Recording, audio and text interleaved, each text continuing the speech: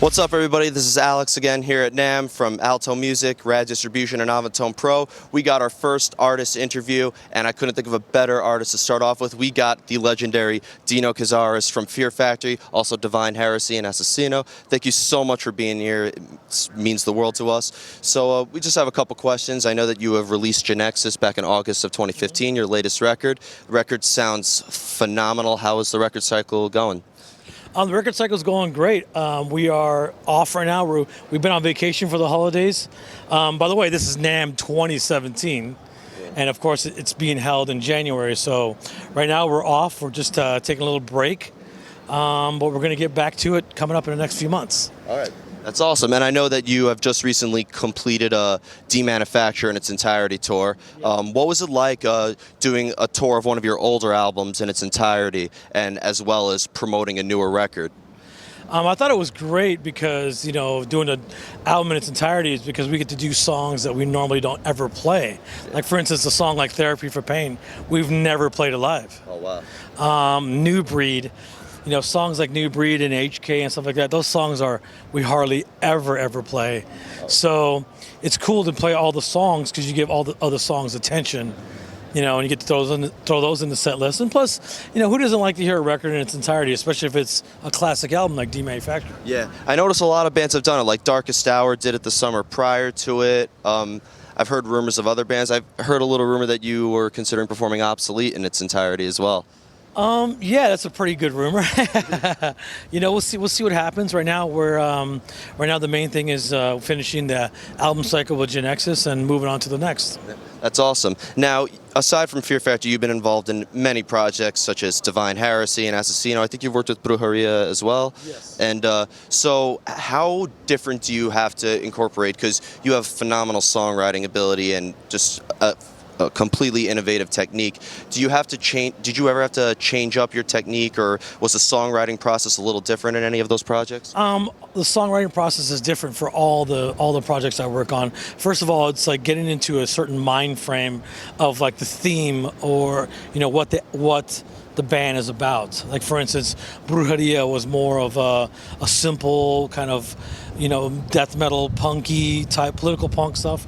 So I kind of try to get into that mind frame when I was writing those songs. Nothing too complicated, stuff really simple and catchy, you know, as like kind of punky stuff is, or grindcore stuff is, you know. Then of course when I do bands like Divine Heresy, my mind frame was like, okay, make it more modern, make it really a lot more riffs going on, guitar solos, you know, no keyboards, very little keyboards, you know, stuff like that. So when I do Fear Factory, then I get into the Fear Factory mode, which is very machine-like, you know, a lot more keyboards. Of course, Burton's vocals is, you know, unmistakably him, you know what I mean? So, and then when I do Asesino, I just think of like fucking just underground death metal, and just, you know, so it's all about the mind frame. Now, once I get that in my head, then I can actually write and engulf myself into that project and what I'm doing, and just focus on that. Oh, wow.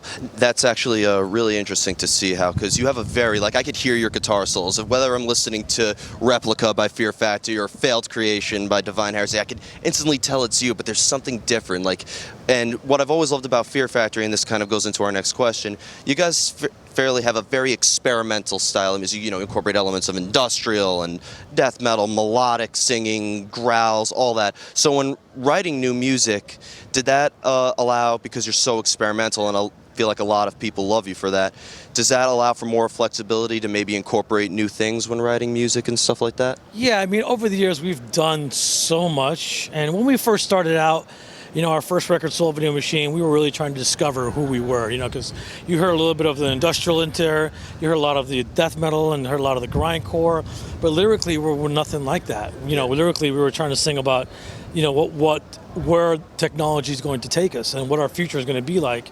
And so once we really, you know, found out who we were, you know, we started to do Demanufacture, and we're like, okay, this is it.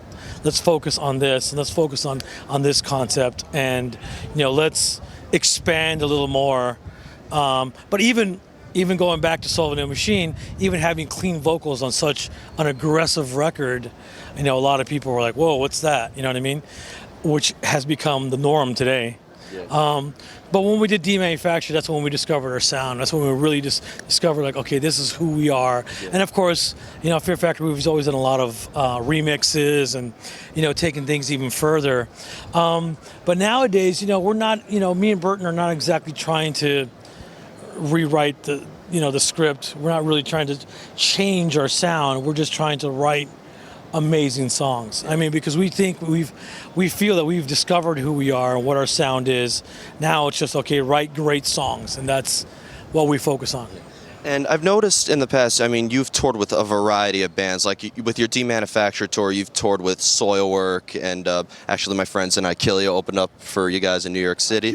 Yep, they were awesome. Yeah. And I know you toured with All That Remains, you toured with Cold Chamber and Jamie Josta. So do you notice like a difference in the audience or get like a different sort of reaction when you play with these different bands and different subgenres of metal?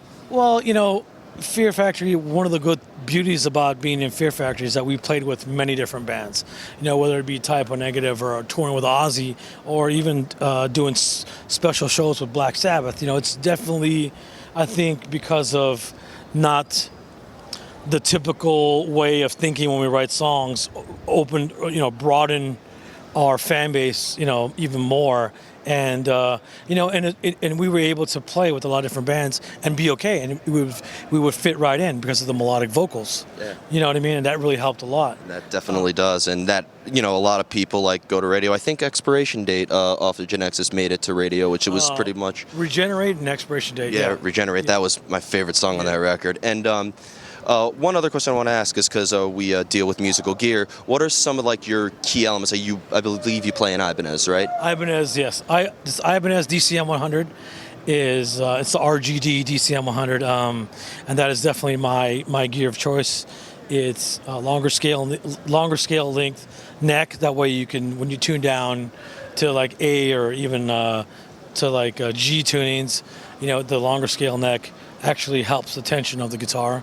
Wow. So, and I use Seymour Duncan pickups and Diodario strings, and of course Dunlop sharp picks. Can't go wrong with Dunlop. We actually talked to them earlier today. They're great people, and they have a lot of interesting products coming out. As far as amplifiers, I've experimented with so many different amplifiers, and I use different stuff for different projects.